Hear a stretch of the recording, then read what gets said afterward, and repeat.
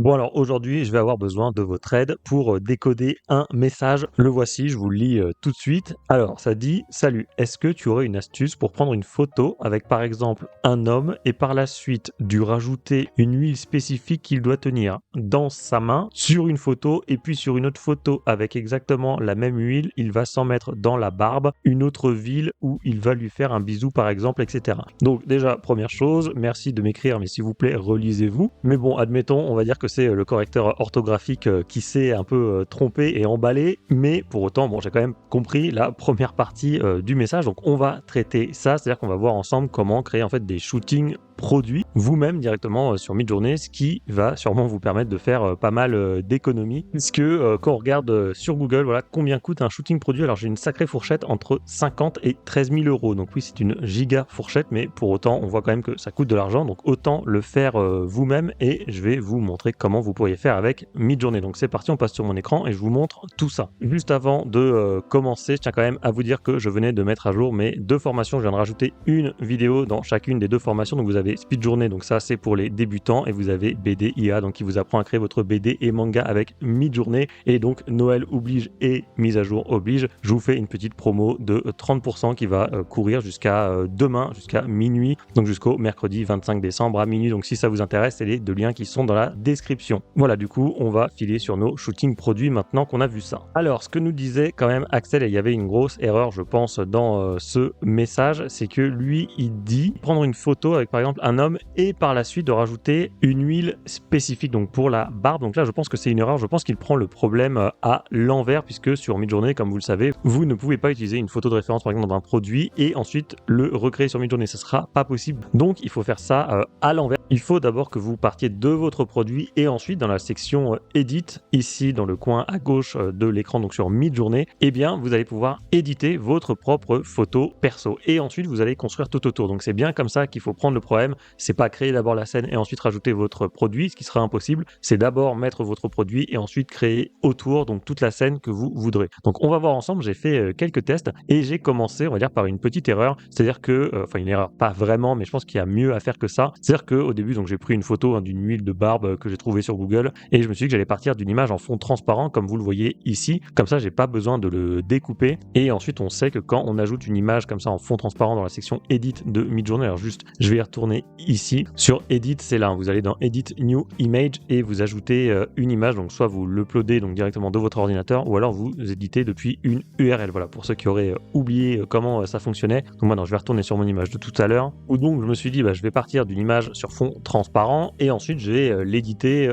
un petit peu, comme ça sera plus simple. Donc j'étais parti de ça, vous voyez, j'ai déplacé un petit peu l'image et j'ai aussi effacé quelques éléments pour que le personnage puisse mettre ses doigts par exemple. Et le problème donc qui m'est arrivé, c'est que après, vous voyez par exemple, je trouve que ça faisait un petit peu collage, un peu grossier. Vous allez voir notamment ici où il y a une espèce de halo tout autour du flacon et donc ça fait pas très naturel je trouve, parce que voilà, vous voyez mon prompt, c'est ça que je vous l'ai pas lu, mais en fait c'est photographie donc d'un homme avec une barbe noire etc en train de tenir un flacon et malheureusement je trouve que ça s'intègre pas très bien comme ça. Vous voyez également ici le halo autour, ça c'est peut-être dû au découpage qui est déjà fait et du coup j'étais pas totalement satisfait. Alors évidemment après c'est possible de resélectionner tout le petit halo qui est autour du flacon, mais pour autant voilà, bon ici c'est un petit peu mieux, vous pouvez essayer de rattraper le coup, mais je trouve que ça fait toujours un petit peu montage grossier et donc j'ai préféré opter pour une autre solution. Et alors là peut-être que vous me direz ce qu'il est possible de faire, c'est par exemple de faire erase comme ça et de choisir tout autour pour justement qu'on puisse supprimer tout ce halo, donc ça serait quelque chose comme ça. Le souci quand vous utilisez cette technique là, c'est que Midjourney va avoir tendance parfois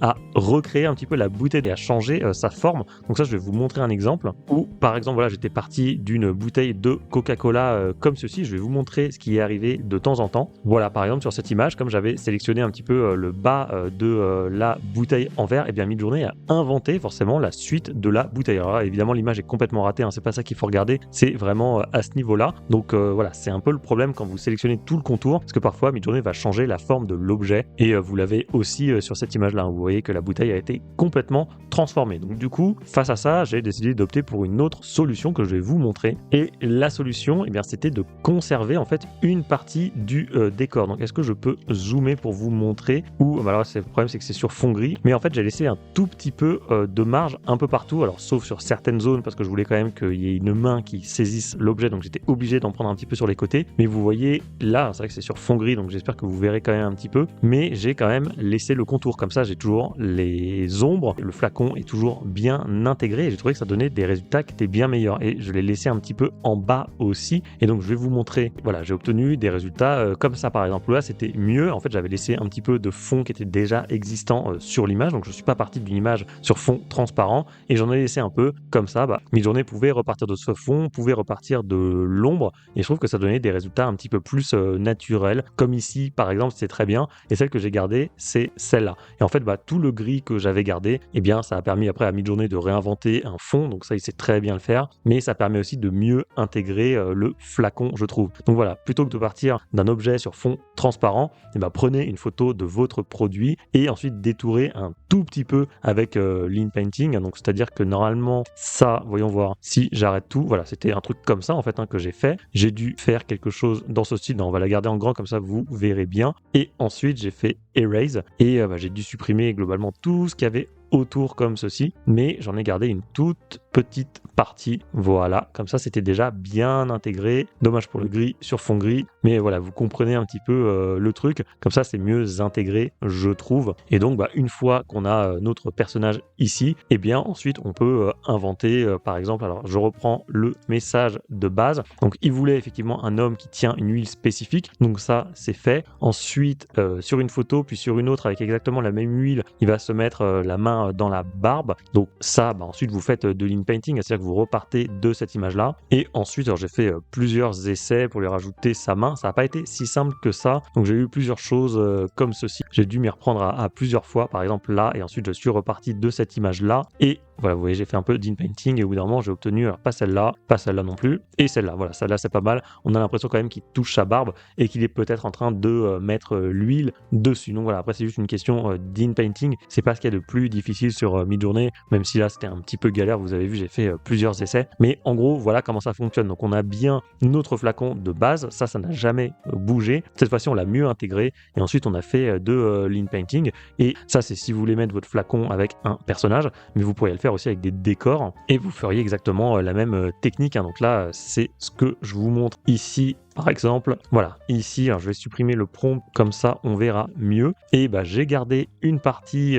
tout autour, c'est exactement ce que je viens de vous montrer. Et j'ai aussi conservé, alors est-ce qu'on peut voir ici, voilà, au moment où ça fait les angles droits, comme ça Midjourney ne va pas inventer la suite du flacon comme ce que je vous ai montré tout à l'heure par exemple avec la bouteille de coca. Donc je garde juste les angles des deux côtés, comme ça Midjourney sait que le flacon s'arrête ici et donc ça va rejoindre les deux bouts, mais pour autant je garde un petit peu de bois et un petit peu de background également. Et généralement Midjourney est quand même assez doué ensuite pour inventer des choses. Par exemple, vous voyez là, ça fait quand même des belles choses. Vous écrivez ce que vous voulez et vous pouvez placer comme ça votre produit un petit peu partout. C'est dommage ce prompt énorme qui m'empêche de vous montrer bien les images, mais voilà, j'ai fait ça également. Celle-là est pas mal aussi, je trouve. Je vais vous la montrer en un peu plus grand. Et évidemment, tout n'est pas réussi. Celles-là sont pas mal. Celle-là, non, elle est pas ouf. Je vais vous montrer un peu tout ce que j'ai fait. Ça, c'était pas trop mal aussi. Celle-là aussi. J'ai eu des gros loupés, comme ça, évidemment, sur Midjourney. C'est rare quand vous obtenez exactement ce que vous voulez du premier coup. Mais voilà, celle-là, par exemple, elle est cool sur un rocher dans la montagne. Celle-là également est très réussie, je trouve. Vous pouvez le faire à la plage également. Bon, voilà, je pense que vous avez compris le truc. Alors, juste, c'est vrai que j'ai oublié de vous dire, par exemple, si je reviens au tout début sur ces images où c'était pas bien intégré, au début je me suis dit c'est pas grave, je vais prendre l'image et je vais la mettre dans Magnifique, vous savez qu'il y a un upscaler qui va permettre de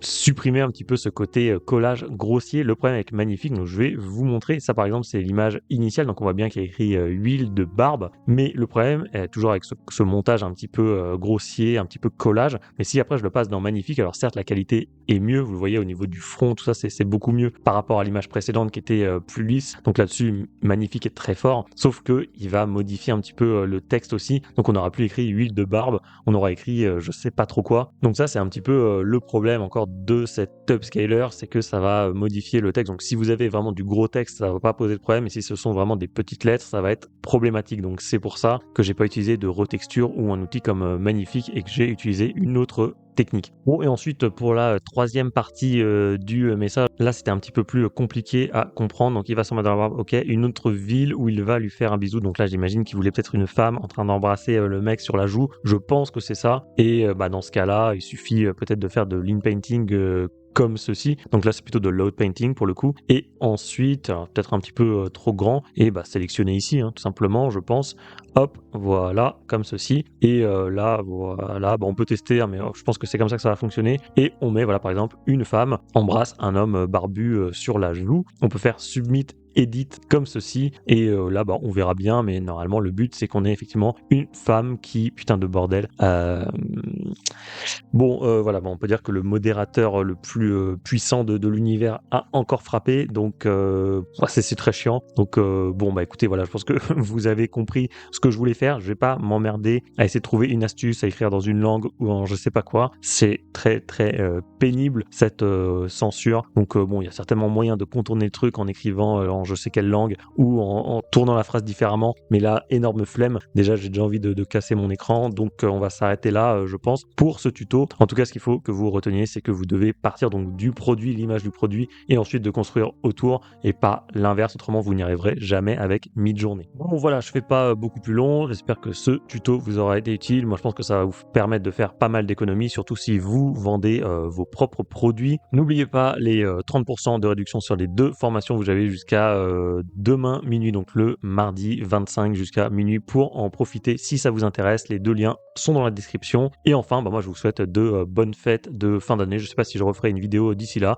Donc, si c'est pas le cas, bonne fête à tout le monde et encore merci pour cette belle année 2024. Et enfin, comme on a beaucoup parlé du nouvel éditeur, forcément, puisqu'on a beaucoup travaillé dessus, écoutez, je vous affiche en plein milieu de votre écran un tuto de présentation de cet éditeur. Comme ça, vous saurez quelles sont les conditions, notamment pour y accéder et comment l'utiliser. Donc, si vous n'avez pas vu ce tuto, je vous invite vivement à le regarder.